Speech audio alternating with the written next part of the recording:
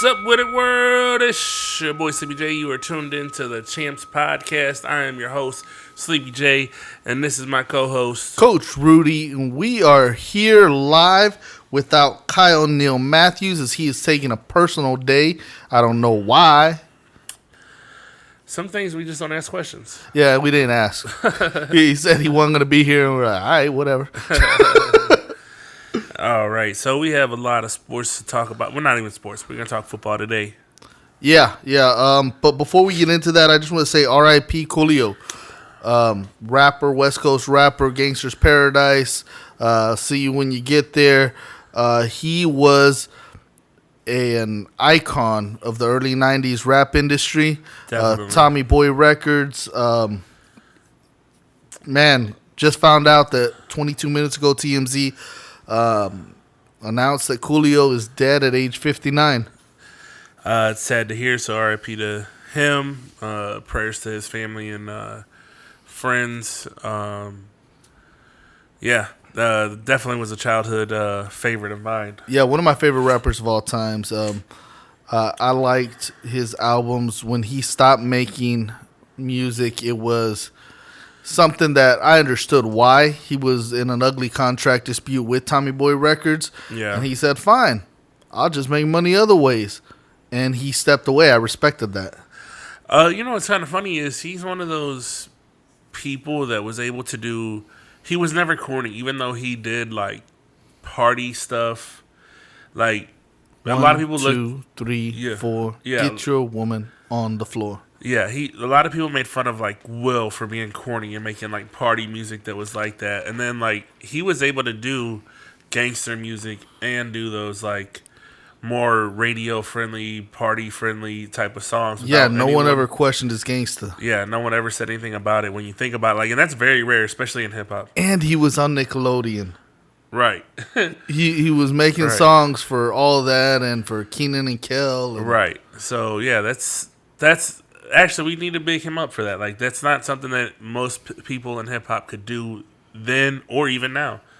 Like, Drake would be made fun of for even attempting something like that. So, like, yeah. So it's actually a big loss if you actually do your history and really look into what he contributed to the culture. Man, it's a big loss for hip-hop right there. Yeah, prayers up to his family. He meant a lot to a lot of people that he never even met. So, yeah. So off of that sad note, let's do a big 180. Football team that I talked about a lot last season. Stephen F. Austin college football team. Yep. I'm not going to mention the team that they beat because it's a Division III opponent that I don't want to put salt in the wound. Right. But SFA had a game last weekend where they won 98-0. Wow, that's a loss to say the least. Yeah, so they won this game 98-0. Threw for 8 touchdowns. Ran for another 2.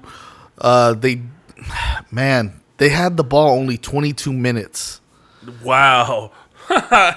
They had the ball for 22 minutes and 599 total yards.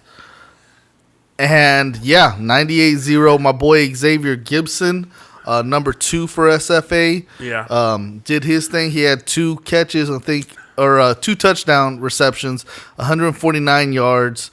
And the starters did not play very long at all.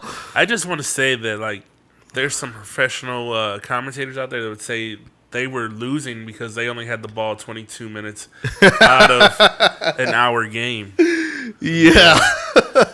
I mean, by their logic. By the standards that they put out. Yeah. They did themselves a disservice. How could they really say that they were a good offense? Yeah, how were they a good team? 98 points to nothing.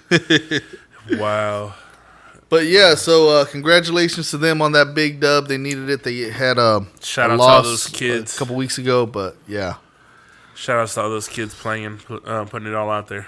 Yeah, getting their education and also just handling business. Right. Good luck to them in their future endeavors. But yeah, I just wanted to throw that out there. now let's get to a recap. A recap of sort of last week, and we're not going to go every game, but let's start off with some of the games that we cared about. Okay. Where are we starting?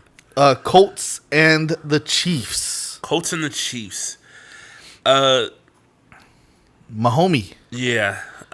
From what I've seen, it was a close fought game. Only thing I really want to say is because I've seen some people speaking on it. Mahomes getting into it with his OC, Bieniemy. Yeah. And everyone was kind of praising Romo for, kind of pretty much guessing what they were saying, and it probably was pretty accurate in what they were saying. One of my things that me and you are very big fans of, like when you have somebody like a Mahomes or even a Russell, like you let them fucking play their game. Don't fucking try and bottle them up and stop them from doing what they do best. So I'm gonna tell you, me as a coach, this is what I like doing with my players who can handle it. In front of everybody, right. I am very demanding and very clear of my expectations, and that is that the team is to do what I need them to do. So the plays I call are the plays that they do, right? And they have to know that. Well, for my quarterback, it goes a little different. If I trust my quarterback, and that's when I trust him. Because if I don't trust him, then I don't say this to him. Right. But when I trust my quarterback, or when I trust my linebacker or whoever, they are expected to nod their head in agreement to all that BS that I tell the whole team. Right. And then I whisper to them what they have reign to do. If they see something, go for it. Sometimes I'll tell them on this particular play, don't. Because they're trying to bait you. Right. But on a good majority of it, I'll tell them, look, if you see something and you need to change it, do what you need to do because I trust you. I'm glad you said that because I was going to ask you, how do you feel about him getting into it with the OC about how he didn't want to he wasn't aggressive enough. He wanted to throw it. Yeah. So Patty Mahomes, after the game, said that, it was just an argument. I wanted to be a little bit more aggressive than what Coach was wanting. So we just got into it. It's no big deal. And you know what? We have egos. Everybody does, right? Right. And we game plan and we think that this is the right thing to do. But we have to remember the people that are executing our plans, right? They have a different perspective out there. Right. Because the game looks different than what it does from the sideline. Right. So we have to, when you've earned it, it's a give and take situation, right? Let them take it. Right. This is kind of my problem with Dak. That he doesn't take liberties?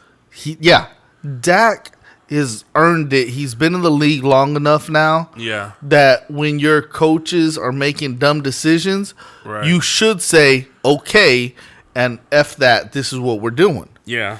Amari's first year, Dak pretty much said that Amari told him, look, I know coach called this, but throw it to me out on the seam. I'm going to be open. Just get it to me. And right. Dak said he hesitated, but then said, all right, let's go. And he threw it, game-winning catch and touchdown. So when players are smart enough to know what's different than what the coaches are seeing, then that matters. That comes with experience. As a coach, you should want your players to do that. Right. Because that means that they're intelligent enough. Right. Now, if your quarterback's still wet behind the ears, you say fuck you. You ain't doing that. Yeah, I definitely. You don't do it for Trevor Lawrence today. Right. Let's just say that. I definitely understood both parties on that. I mean, if I was Mahomes, I would probably walk away like that. Loss wasn't on me. That was on coaching. I wanted it to be more aggressive, and I'm going to blame them for this.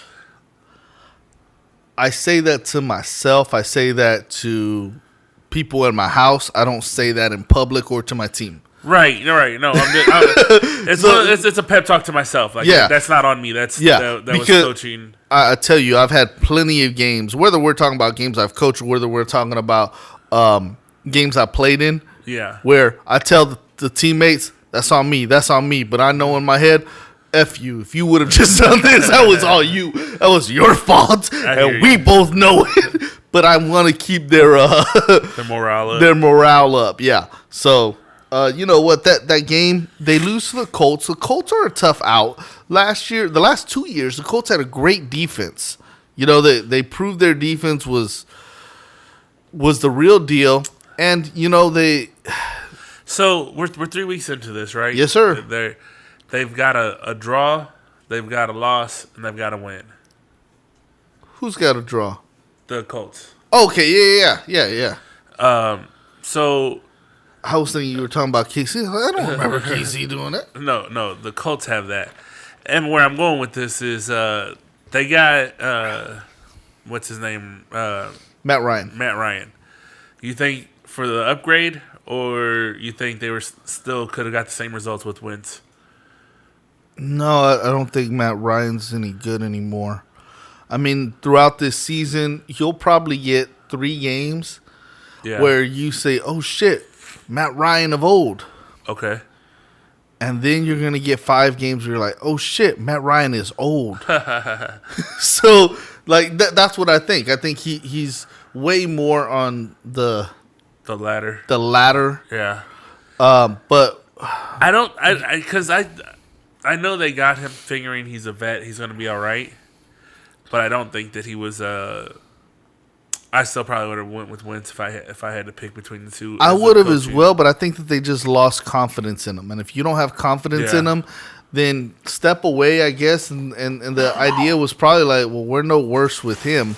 But I think they are worse with Matt Ryan than they are with Wentz, because at least Wentz is young and not. His body's not breaking down, whereas you think, oh, shit, he can't make that throw anymore. Yeah. And eventually, your body just doesn't put the ball where it used to. I was going to say they're both fragile because Wentz hasn't made it through. I think he's maybe went through. No, but that's different. Yeah. It's different than not having the physical strength to get it to where you think it should go or at the speed that you wanted it to. Yeah. Because while Wentz is there, he can still do it. He just may not be as smart as Ryan or, be very great. Yeah. But I think they just didn't trust him enough. I think they should have. Yeah. But, honestly, I think they probably should have gone for Jimmy G. Yeah. I think Jimmy G would have been the right, Isn't it crazy? Like the right type of quarterback. Should have made that move for Jimmy. Yeah. Because, I mean, I guess he's injury prone, but yeah, and that would be my hesitation. Like if I want a bus driver, he's the perfect bus driver. Yeah. But if I'm afraid that he's gonna break down, then yeah. I can see that. Good call. But anyway, right, so KC got a loss, but I don't think it's a big deal. Some people do. I think, chalk it off to it's the NFL, and it's in the first 3 weeks. Like we said, people got to get those dubs. Right now, there's only 2 undefeated teams. Yeah, and losses are inevitable. And I always say I'd rather get them done early than get them done later. Yeah. And my biggest thing of why I wanted to even bring this one up was just because, again, people are speculating about Mahomes, but I don't see him being I don't think there's a question. Like, I don't know why people are questioning him being any good. I think last year me and you did great at questioning, is he going to rise up and do better? I guess because he doesn't have Hill there, that's why they're questioning him. But yeah, I think the other thing is people judge him against his record-breaking seasons. Yeah.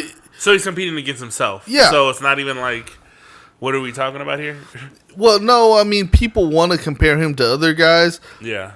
But also against himself. It's like, what was it? He threw for 53, 54 touchdowns, just one short of the record. Yeah.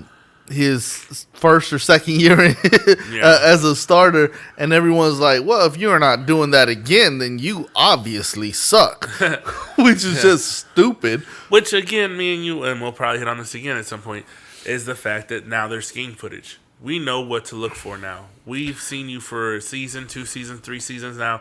We're starting to develop patterns now. Yeah. We know what you're looking for. Exactly. The other thing is because I remember, Hunt was on the team at one point. They're like, Kareem Hunt was there. Was his first year playing. And they got rid of him, and everyone questioned, like, is he going to be able to pull it off without Hunt there? And it was a big change without Hunt. It was an adjustment. Sammy Watkins, the same thing when he was there. He was a big game, player to it. He left. He still moved on. Hill is no different. Next man up. There's other players that are here. Juju's actually doing pretty decent for them right now. I mean, one of the things is too, though, Patrick Mahomes has realized, and I think he's always known, I don't need to throw for 400 yards, 500 yards a game. Right. I just do whenever opportunity arises for it. You know what? That's what I was thinking too. Like, there's some quarterbacks that they feel the need to show their arm off. And I think Mahomes is very well. I am happy with. You know what? I could win the game in 13 seconds if I need to. And he proved that. I could also win the game all fucking game and throw 250 yards and still have fucking won the game the exact same way. Yeah, I think part of what his OC was probably trying to prevent was, you remember how at some point last year. It seemed like teams had figured out their offense. Yeah. So he's trying to probably slow it down to not let all right, let's take what we can get. Yeah. And just going slow. And it's probably frustrating for Patrick because he's used to those big plays, which is fine. Right. But, there has to be some give and take there. You remember that movie, what was it? Friday Night Lights? Yeah. Anytime I hear people talk about don't play this player so much because he's going to get hurt, I think of what they used to say about Booby. Just give him the ball. Give it to Booby. He's just a big, strong. I'm not going to say the word, guys. I know if you know the movie, you know what they say. But my point is, that's what I think about anytime I hear people say, like, oh, don't give him the ball or give him the balls more. Yeah. I think of that movie every time. But, I think Kansas City bounced back. I think Colts are going to be spinning their wheel. They got a good defense, a great running back. But they're just in they're in purgatory right now, the Colts. Just a side convo real quick. What do you think? Aaron Rodgers said the best living coach of all times is Belichick recently. And before you answer, I'm not asking about that. Where I was going with this, do you think that, Reed has been over here for what, since Mahomes has been there? A little bit longer? Yeah. He was there before him. You think, because I keep saying that I think Mahomes is going to be just as good, if not better, than Brady by the time he's done. Okay, so here's what we have to say. I think Mahomes is definitely going to be better than what Brady was, because I think he's better than what Brady's ever been already. Right. Now, that said, will he be as accomplished as Brady? That's another story, because Brady's been playing since 2001? 2000? Yeah, something like that, yeah. So he's been playing 22 years. I don't know that Patrick's going to have to. Yeah. Because, the first 4 years, Brady was playing for free, essentially. Yeah. And Patrick already got a 10-year contract for $400 million. That's true. So he may decide, hey, I got 3 rings, let me hang it up. Yeah. And so long as he's staying relevant, I can't blame him for it. I haven't even thought about that. I was just thinking, automatically he's going to put 20 years in. That thought has not even crossed my mind that, you know what? I got my money in 10 years. I'm not going to get more than that. Maybe I could squeeze out another couple million if he wanted to. But he could walk away at the peak of it saying, you know what? I got 3 rings. I went to 4 championships. And I have nothing to be upset about. Exactly. So he may decide just to hang it up early, but I think he's a better quarterback than Brady ever was. Okay. And that's, you look at his record-breaking first season, all those stats that he accumulated, at that young age to prove it. Yeah. It took Brady 5 years in the league to get really good. Yeah. And Patrick was able to do that as soon as he pretty much got the chance. Yeah. So that's why I think he's already better than Brady ever was. Now he's not as accomplished. Yeah. And that's a different story. So I guess that would avoid my question because I was thinking if Reed can take the same thing and repeat a similar situation, I mean, I guess it would have. You know what? I don't see Reed coaching too much longer. Considering he had a heart attack last year and his health issues, his son being a knucklehead. Yeah.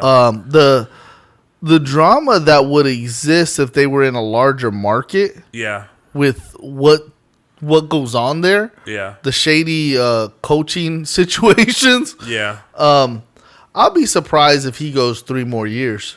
Okay. But that's as far as that goes. All right, moving on.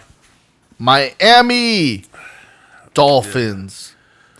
And their quarterback, Tua T, because I can't say his last name, beat the Buffalo Bills. Yeah. And Josh Allen. So does this mean that the Bills are done?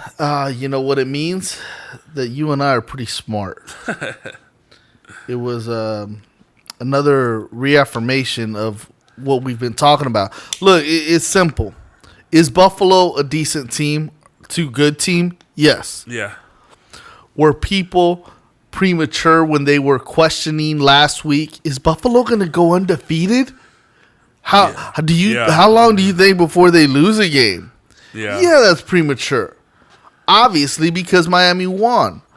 Now, Miami won, and I hear some people making excuses. Well, Buffalo had a bunch of injuries. Look. Aside from that, what people fail to recognize, these are division games. Yeah, definitely. There's hatred between the two. They're going to play even harder if regardless. Miami sucked, there was a chance they could beat them. Yeah. Yeah. But what did we talk about before the season started? Bless you. When it came to this Miami team, what did you and I talk about on this air? This team is legit on paper. On paper, they're legit. The question is, can Tua T help it out? And you know what he's saying so far? So far, he's not letting anybody down. Nah. He's saying, whether we dig ourselves in a hole or whatever it is, we're one of 2 teams that's undefeated. Yeah. And that's surprising. Like, even us, we were questioning the coaching at the very least. Yeah. We were like, team's solid. It's got a great defense. No questions. Yeah. Offensive players, no questions, minus the quarterback. Right. We were definitely there, and then we were like, but we just don't know enough about this coach. We don't know how it's going to go. So far, at least so far, he's got us like, whoa, we don't have anything to question at this point. No. And look, I was telling you early on that I thought that Miami would be in the playoffs. Yeah. And, as far as New England, they're a big question mark right now with their quarterback having gotten hurt. Yeah, that's an issue. How severe it is. Because, early on, that's the time to beat New England. Yeah. After 5 weeks, they're rolling. They start becoming legit in week 5 and 6. And with them getting hurt in week 3, that could set them back. It really could. It could mean that they don't start rolling till week 7 or 8. Yeah. And that might be too late for them. Yep. So just depending on how severe this injury is, and I really don't know much about it. I actually just heard about it today because I didn't see their game last week. Right. But so that's as far as Miami Buffalo goes.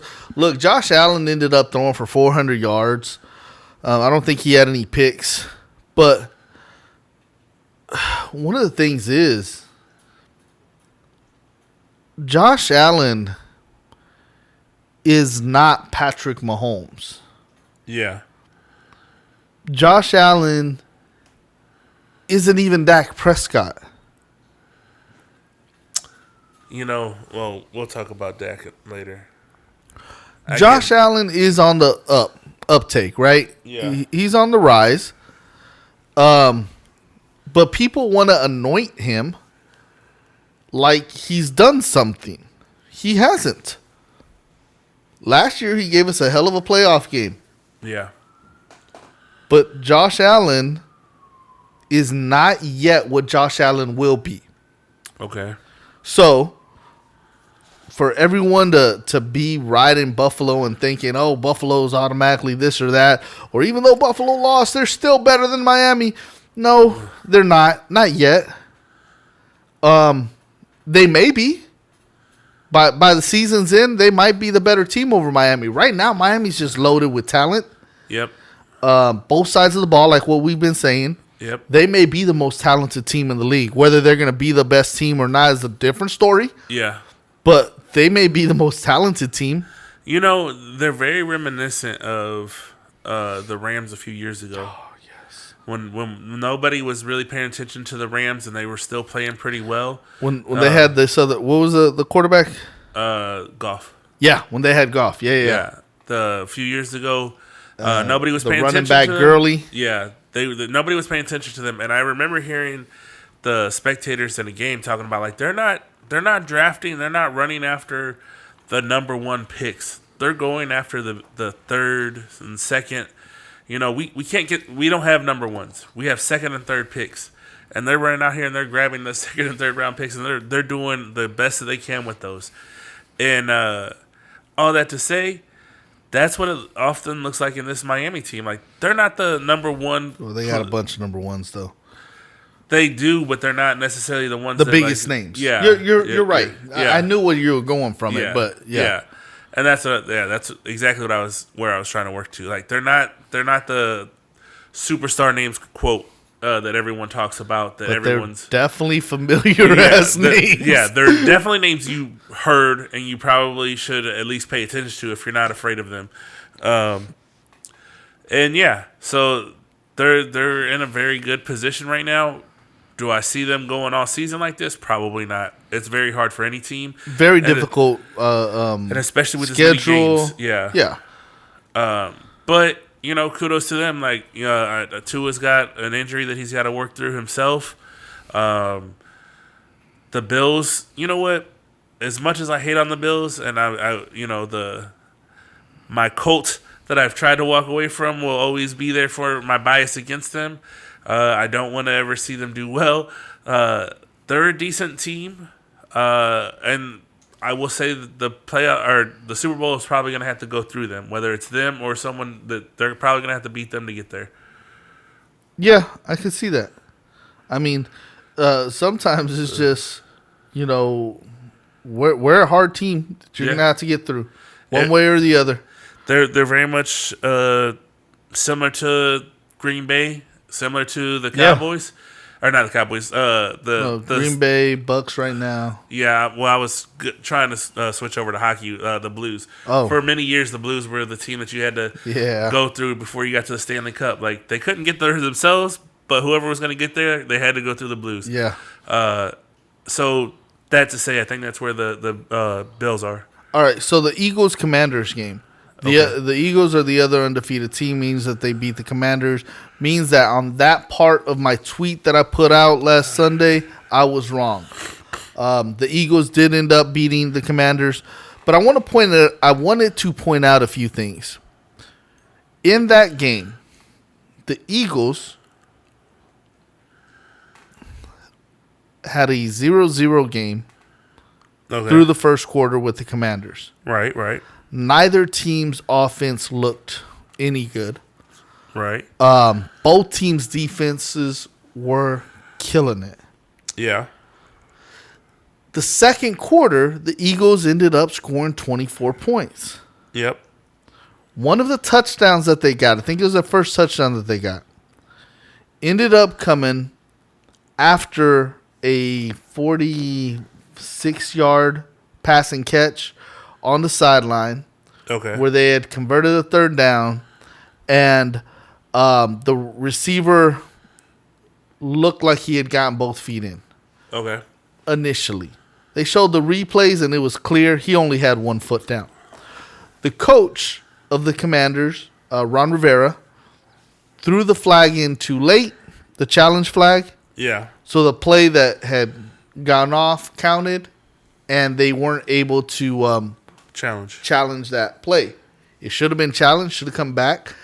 And if you do that, then Eagles probably don't score. Right. That touchdown.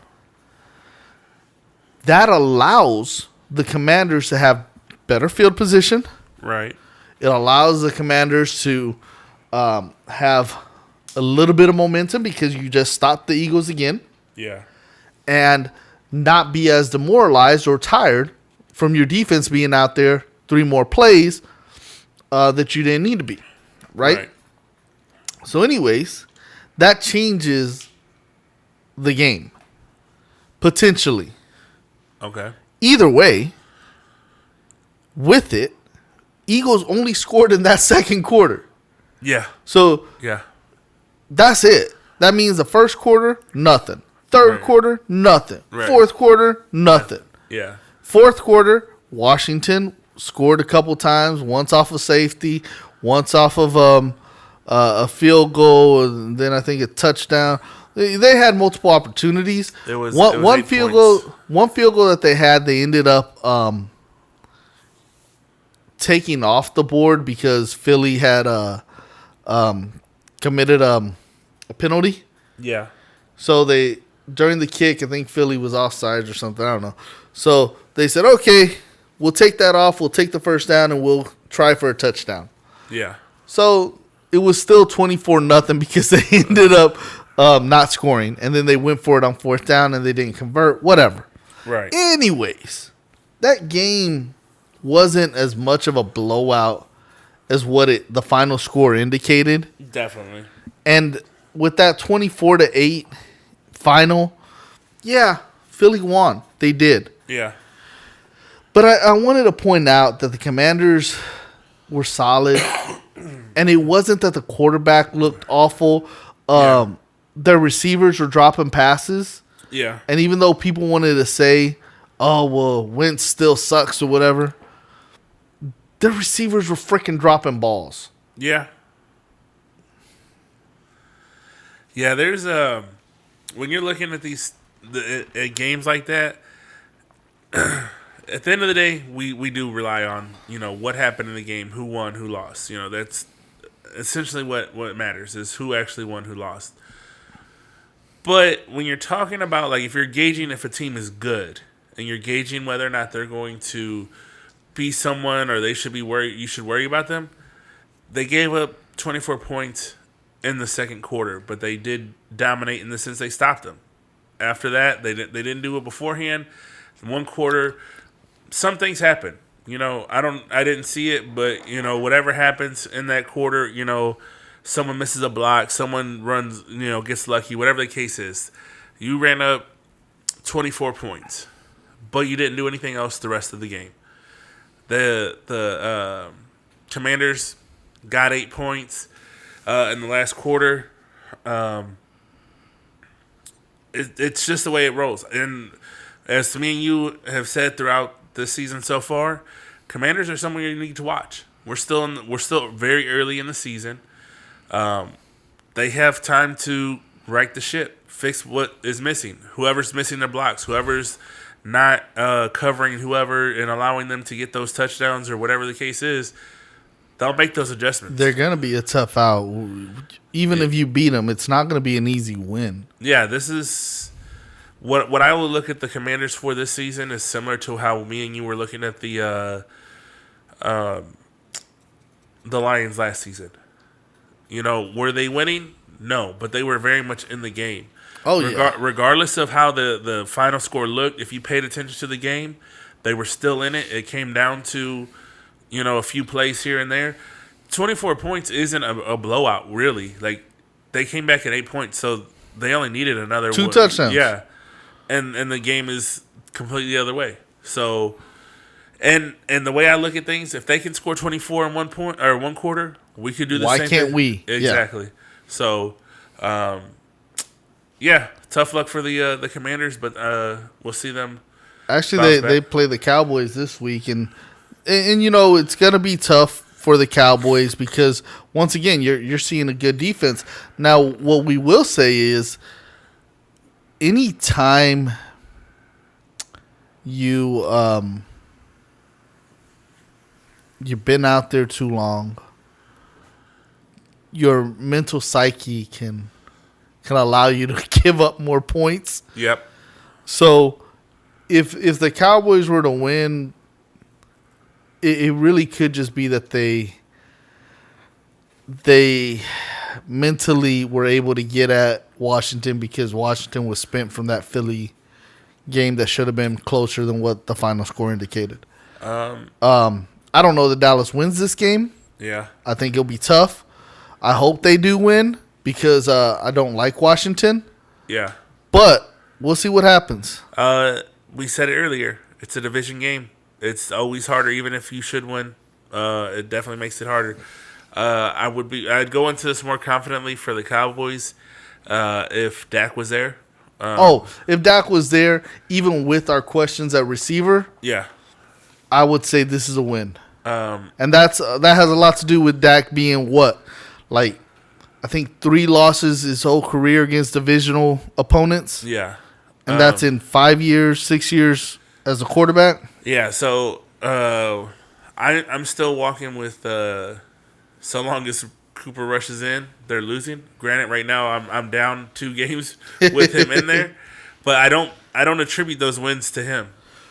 No, they're not. And look, people will point out that he threw a nice pass to CD that he dropped, that he had pretty much a chance to walk into the end zone with, right? Yeah.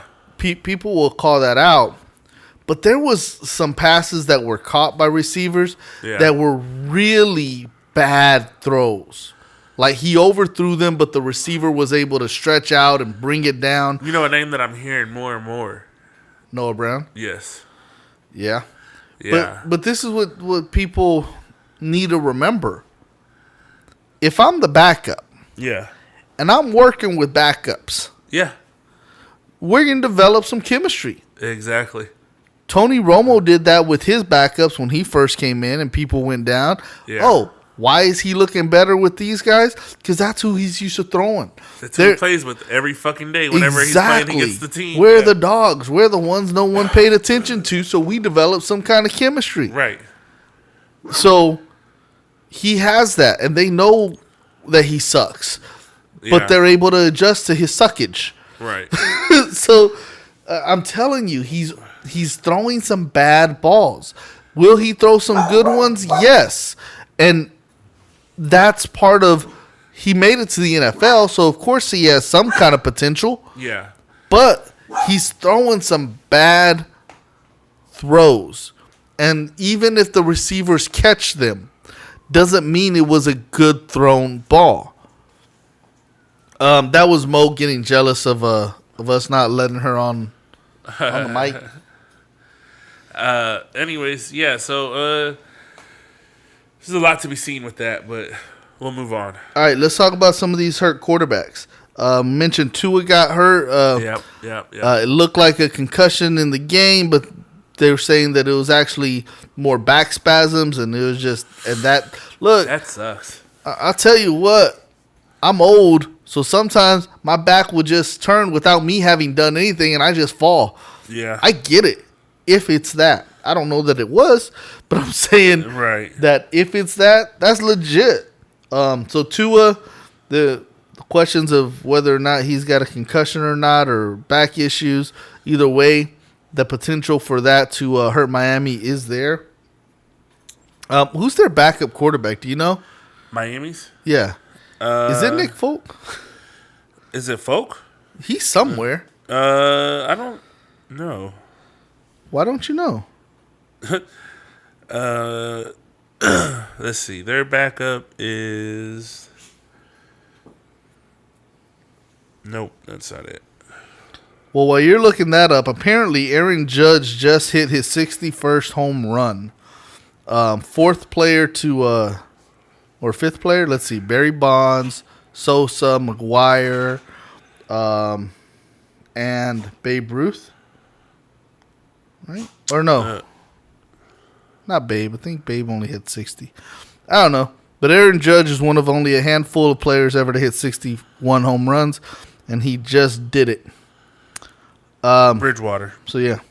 Oh, Bridgewater? Yep. They can win with Bridgewater. Yeah. So Miami will be all right. This goes back to us saying, like, they have a solid roster of players to really pull off. For 4 or 5 games, Bridgewater's one of the better backups in the league. Yeah. I mean, so they got to rest Tua. Hey, run out there, Bridge.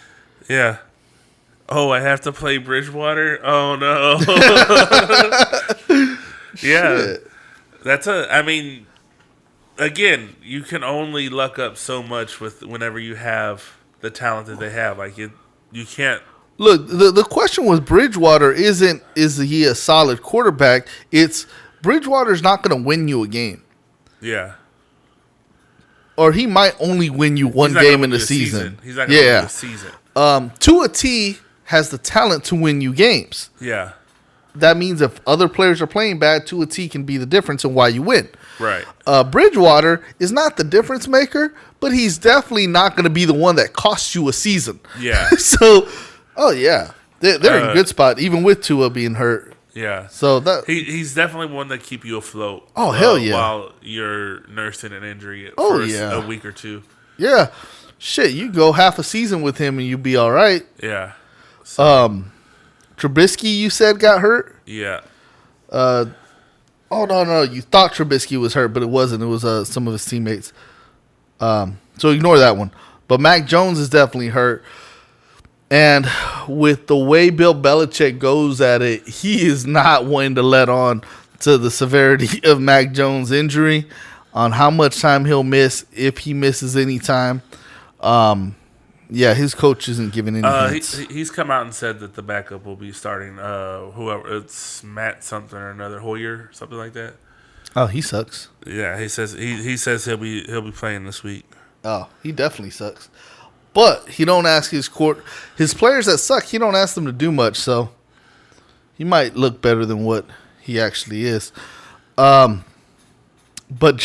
probably the biggest injured player that's still playing is Justin Herbert from the Los Angeles. What are they? Chargers. Yeah. Herbert is playing injured. They kept him out there whenever they were getting blown out. And, he's just fallen into that same cycle the Chargers had with, what was that? The quarterback they had out there for all those years? Was that Rivers? Yeah, Phillip Rivers. They seem to be a cursed team. Sometimes it's just they got talented as hell quarterback. I mean, they had, what was the quarterback, New Orleans? The one that's there now? No, the one that they used to have. Hall of Famer. You talking about you loved him. Short guy. Drew Brees. Yeah. Drew Brees. Phillip Rivers. Yeah. Now they got Justin Herbert. Yeah. And they're gonna have nothing to prove it. Nothing to show. Nothing to show for it. Yeah, I mean, sometimes you know what? I mean, shit. Just sometimes it's the luck of the draw. There's no way around it. There's, again, as we say, someone's got to lose, someone's got to win, someone's going to get hurt, someone's not. Like, I just thought of this.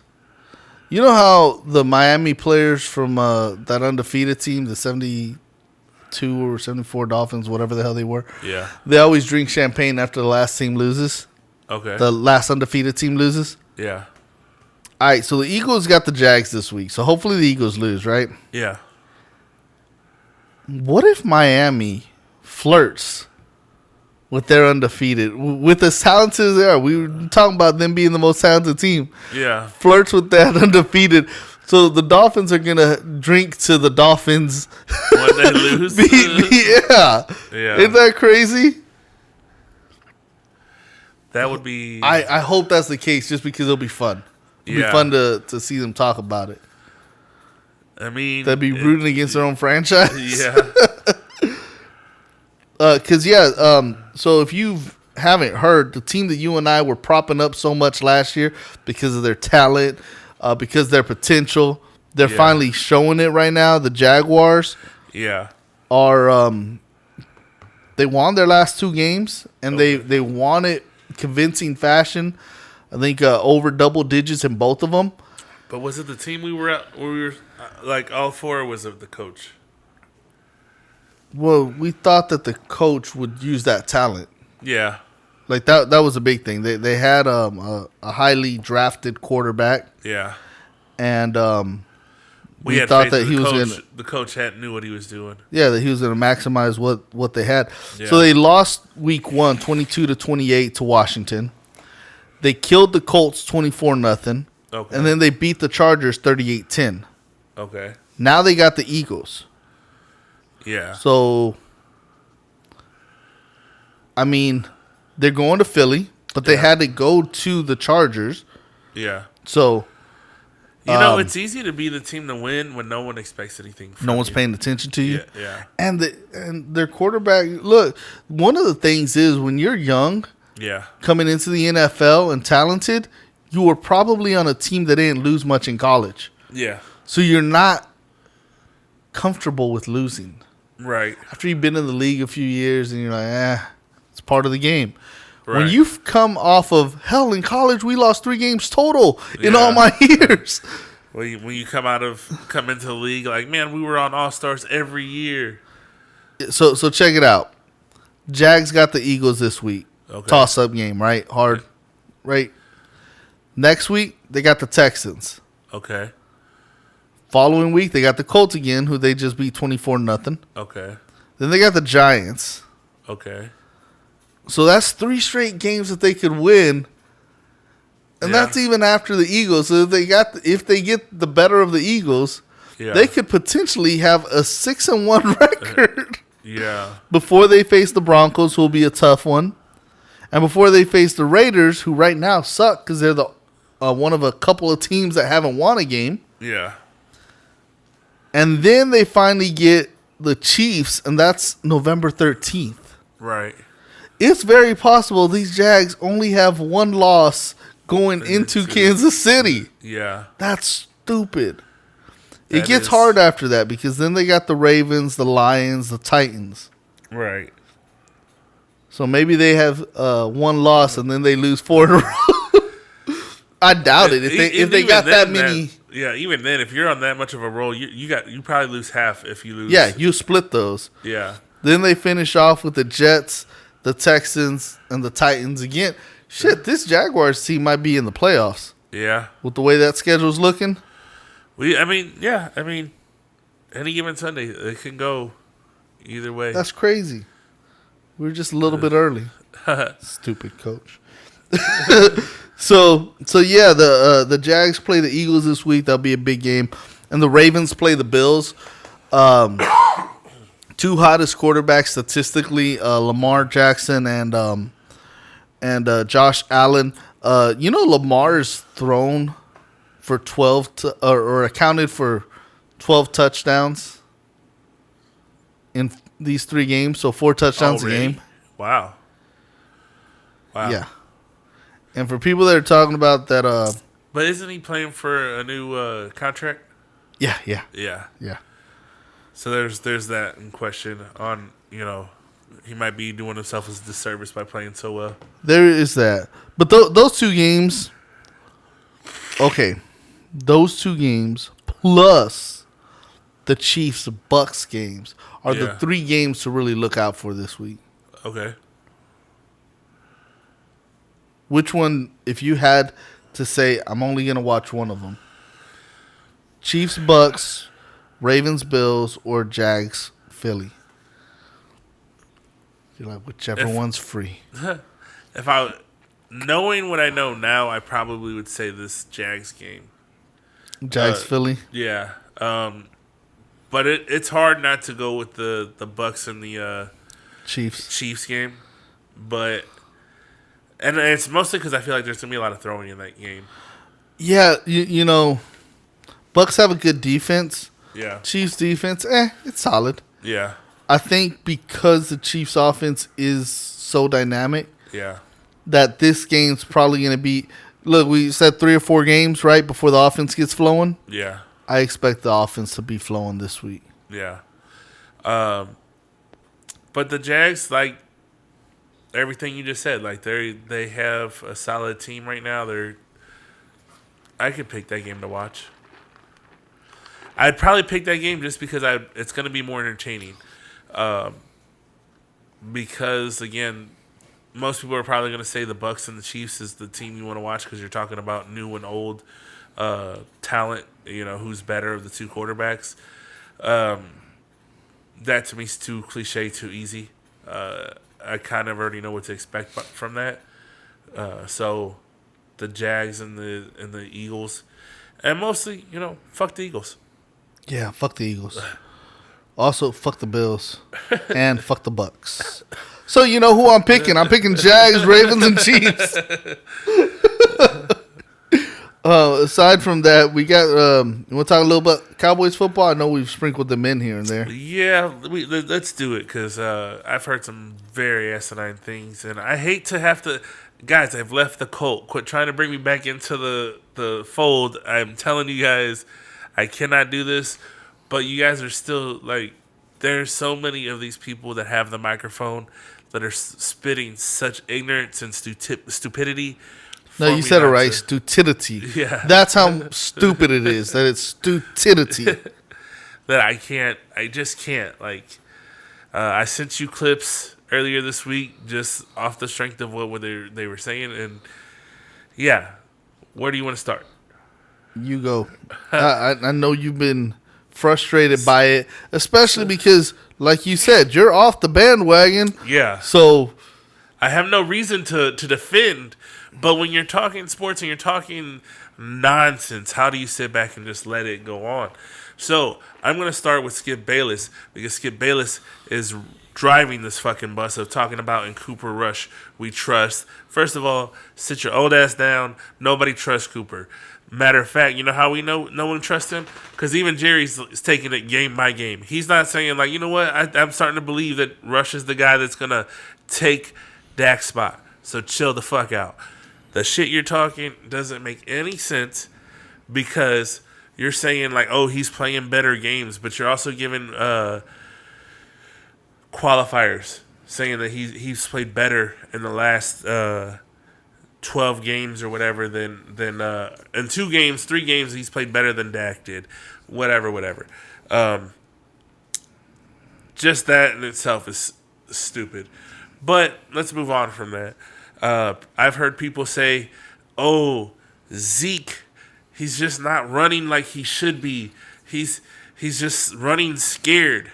When you look at the stats of what Zeke did, he had the ball 15 times to Pollard's 13. There's only 25 yards difference between the two. You have and Pollard got a 40-yard run as opposed to all of Zeke's runs that he did.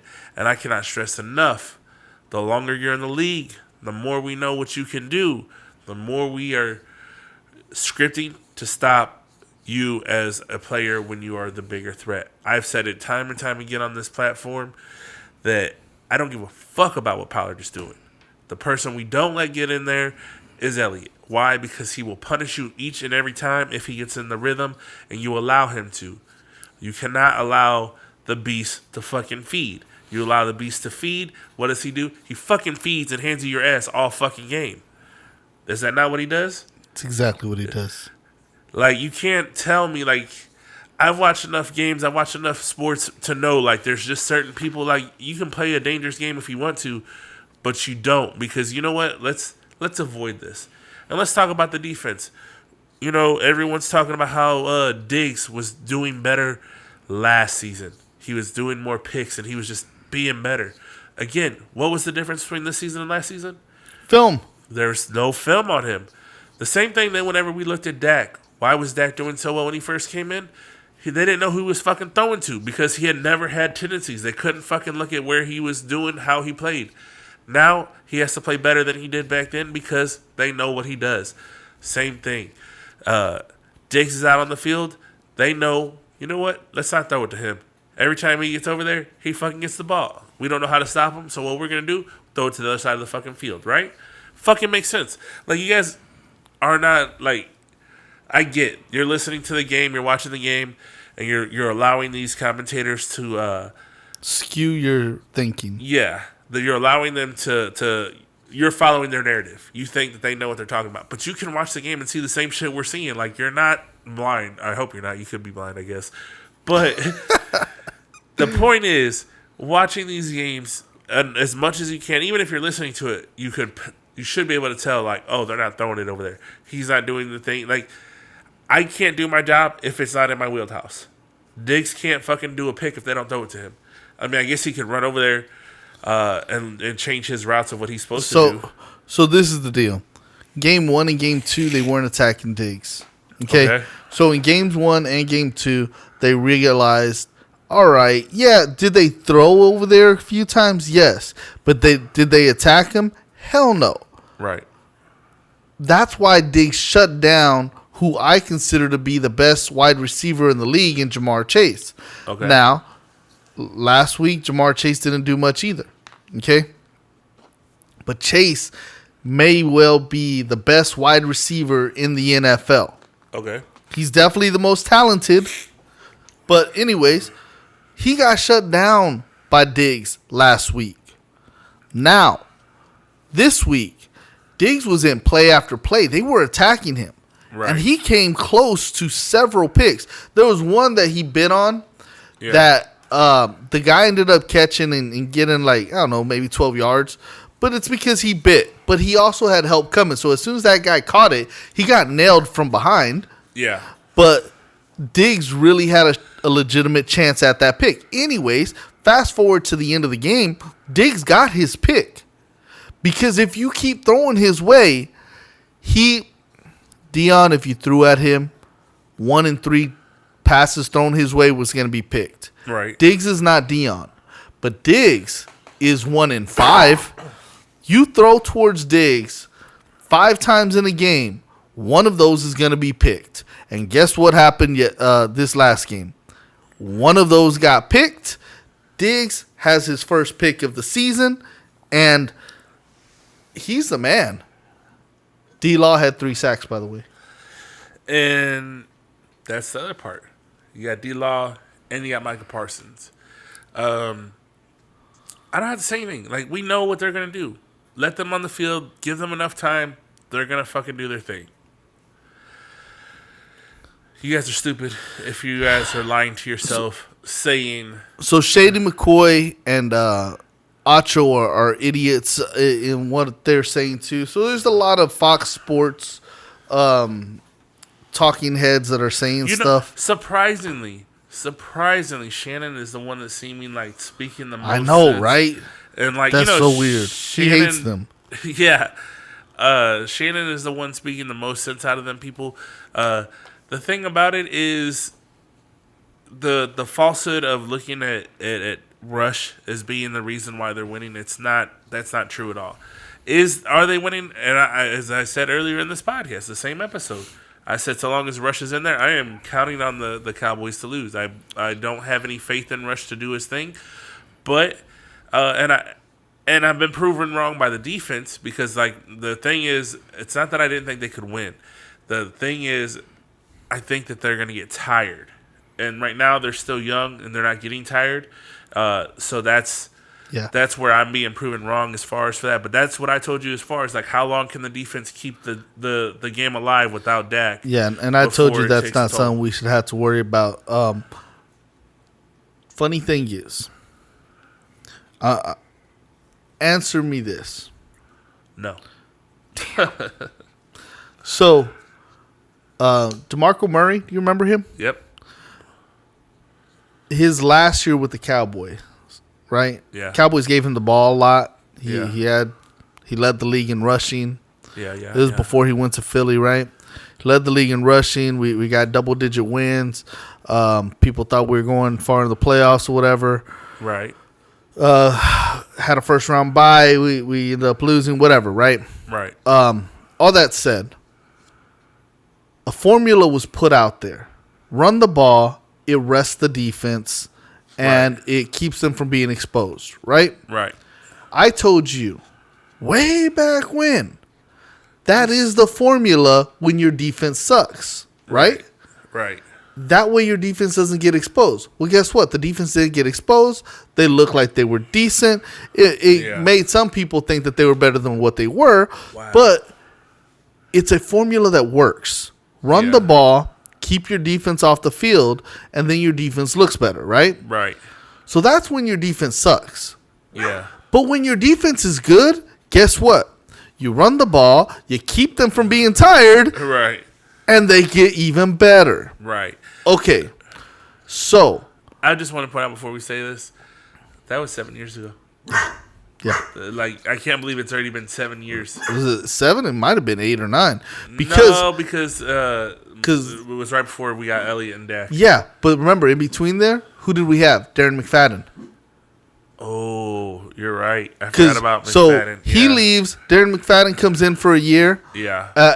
And they're not giving him the ball at first. They're giving it to another running back that sucks, that stole underwear, remember? Yeah. It took him like 4 or 5 games before they got McFadden the ball. Yeah. And then when they finally did, what did they do? Yeah. They finally started running McFadden, and then they finally started winning. Once they went back to that game plan of giving the running back the ball, letting the defense rest, and then you control the tempo. That's crazy that it's been that long. Then you drafted Ezekiel Elliott. Yes. And what'd you do his first year because Romo got hurt?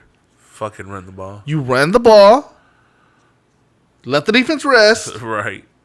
and you won the games. Yep. Right? Yep.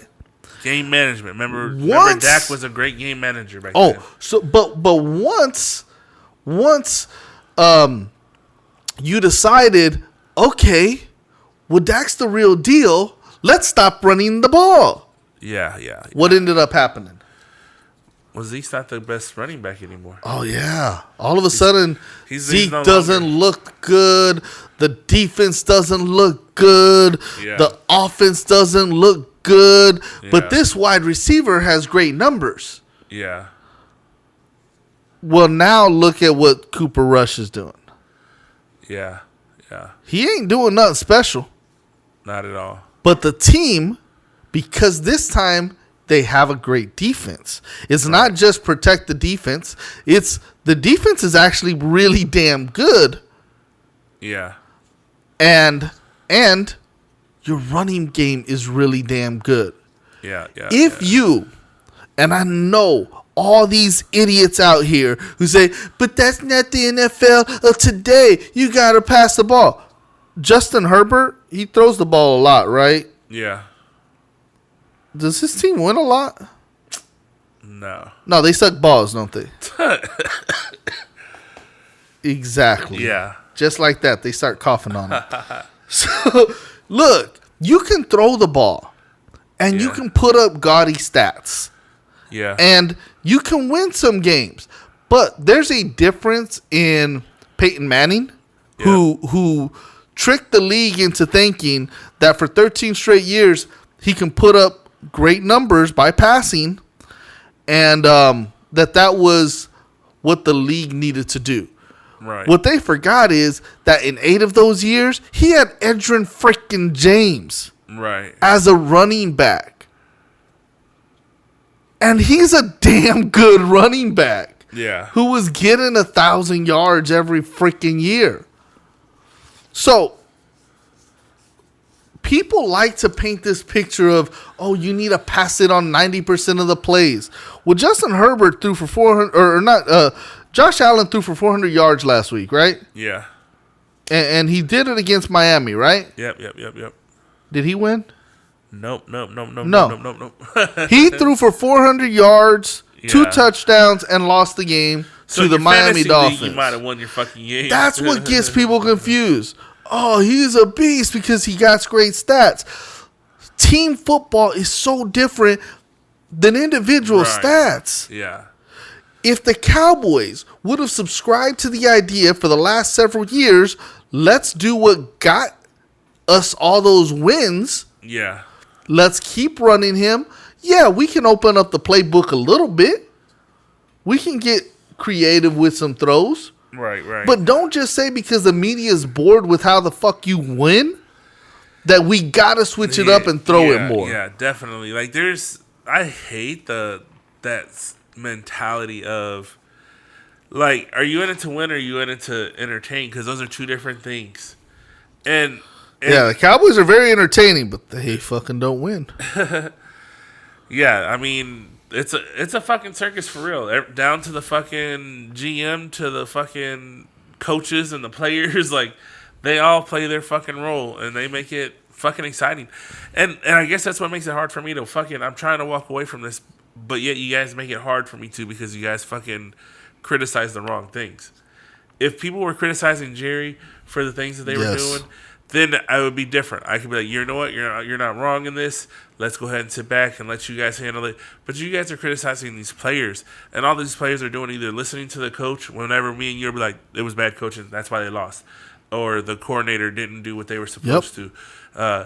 That's where we're giving our criticism. The players themselves, they're doing their fucking job. They're fucking playing the way they're supposed to. When people criticize Dak over the last few years, you know, take out the season where he's hurt, right? Yeah. But when they criticize Dak, it was these coaches that decided we're not running the ball. Yeah. And that's exactly what I said about so long as Cooper's in here, fucking run this ball. Don't fucking play stupid. Don't sit here and try and, you know, don't give me the falsehood of like Cooper Rush threw for 300 yards to fucking Noah Brown and tell me he's a fucking great fucking quarterback. No. Sir, he's not a great quarterback. He threw to the backup fucking wide receiver that's like the third string on the backup wide receiver. And the receiver who wasn't catching the balls whenever they were thrown into his hands by Dak Prescott. Right. Fucking dedicated to stupid people. Yeah, so, look, if you people, and I'm talking to my listeners because we got a lot of stupid ones out there too. If you people were to recognize that this league still revolves around running and defense, especially in January, because a lot of these stadiums are not domed. Right. So you have to play with the elements, i.e. Buffalo, i.e. Denver, i.e. any of the freaking East Coast teams. You are going to have to play where passing the ball is not going to be very plausible.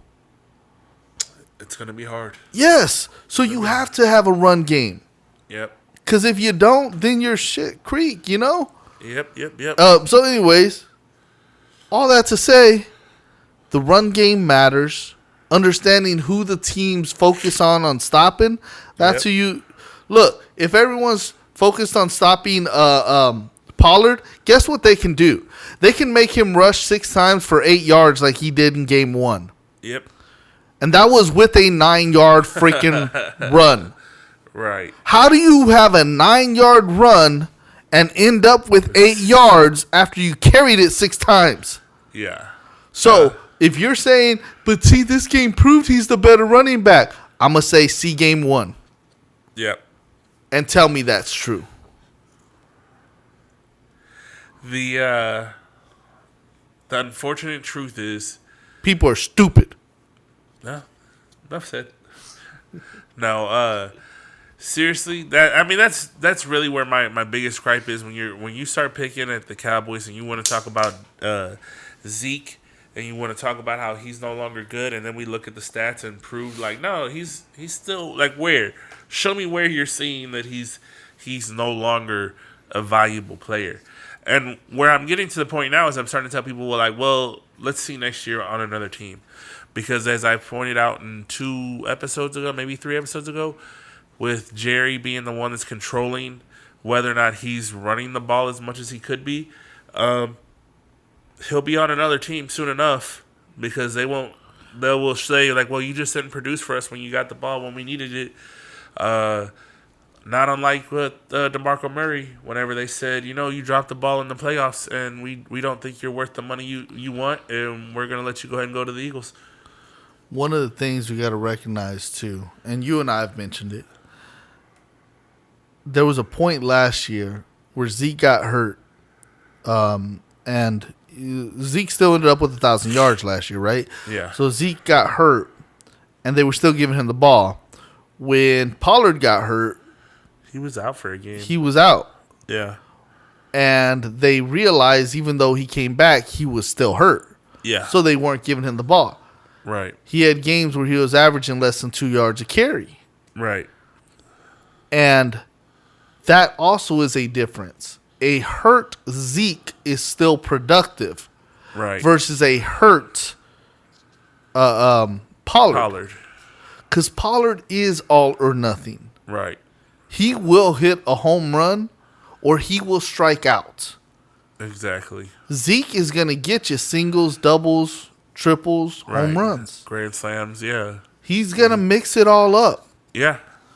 And just because you don't like the single doesn't mean that the single ain't worth a damn. Give him the time to get into formation, get a rhythm. He's going to make you regret what you're doing.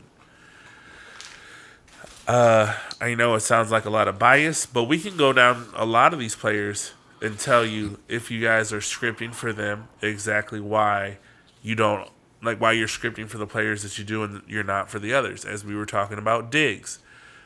Don't throw the ball his way. So several years ago, there was a player from, and I think I mentioned it sometime last year. There was a player in Oakland who was a cornerback, right? Yeah. And he was the premier corner that was going to be a free agent that season. Yeah. This is that season that Mike Vick went to be a backup quarterback for Philly. Okay. Okay. So that corner, and I can't remember his name, but he in Oakland, he was their best corner.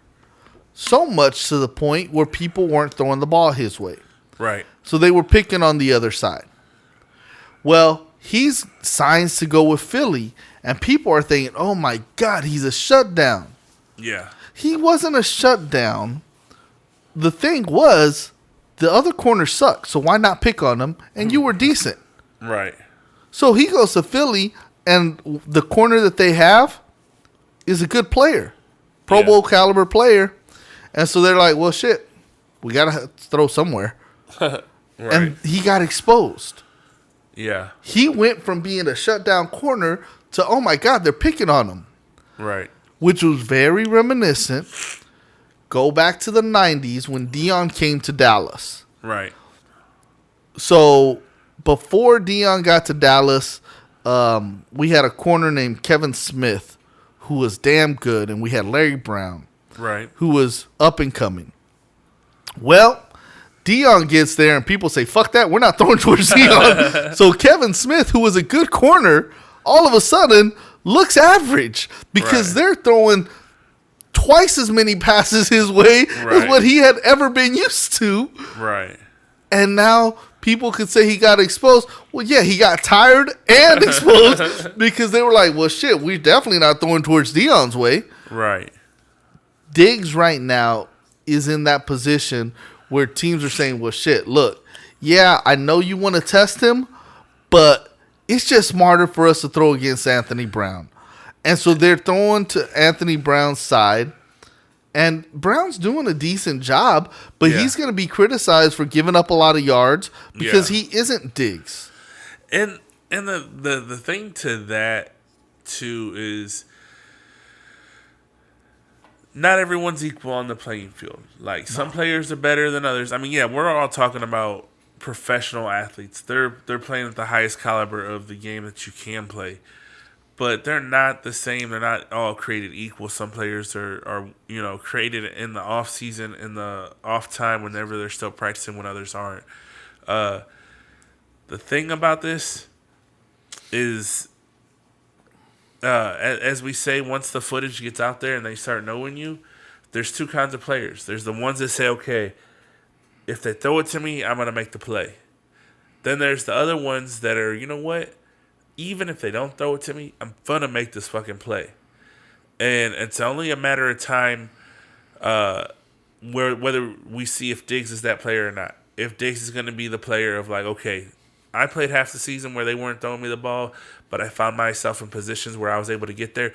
I've seen this with with Sean Lee. There was times where I was like, man, Sean Lee's like a horrible fucking player, and because he always got hurt. Like honestly, that's why I always thought he was a horrible player. But then towards the end, I was like, you know what? Even though he's getting hurt, he's fucking still rocking people as he's like he was making plays towards the last couple seasons, playing better than I'd ever seen him play, and I was impressed by him by the fact that like you know what, he's gonna get hurt, but he's gonna fucking rock the shit out of you in that process. He's gonna make the play if he's on the field. In the last few seasons, he did that. Yeah, you know, the right now Dallas has a special group of guys on this defense. Yeah. I don't think you need to sleep on them. Those of you who aren't watching them, you don't want to watch this offense because the offense looks awful from the quarterback perspective because of how bad his throws are. Yeah.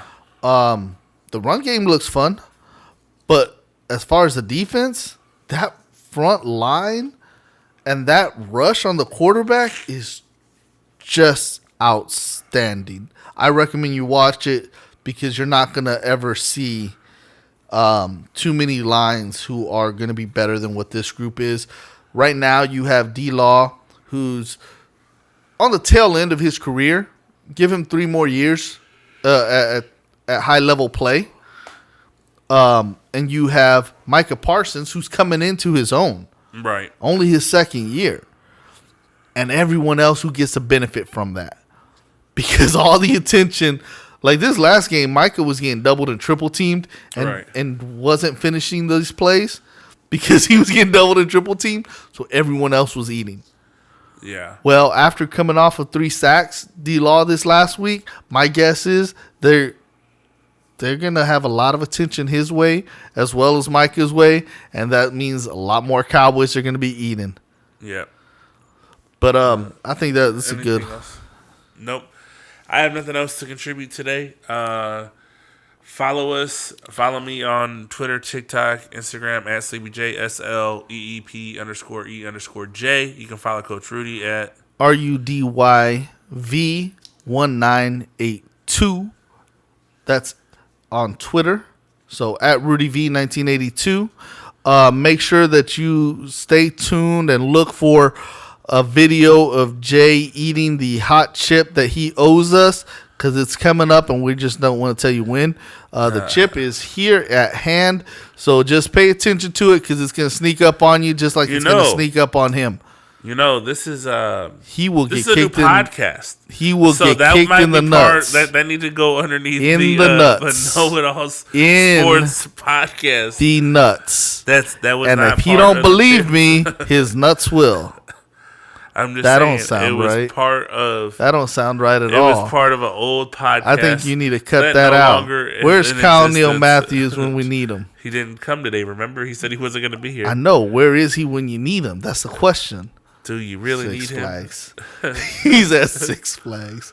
He's an idiot. But nonetheless, yes, I will. I have the 1 chip challenge that I have to do. We'll get it to you on YouTube and everything here. Not shortly, but soon. Yes, shortly. But with that being said, until next time, take it easy. Peace.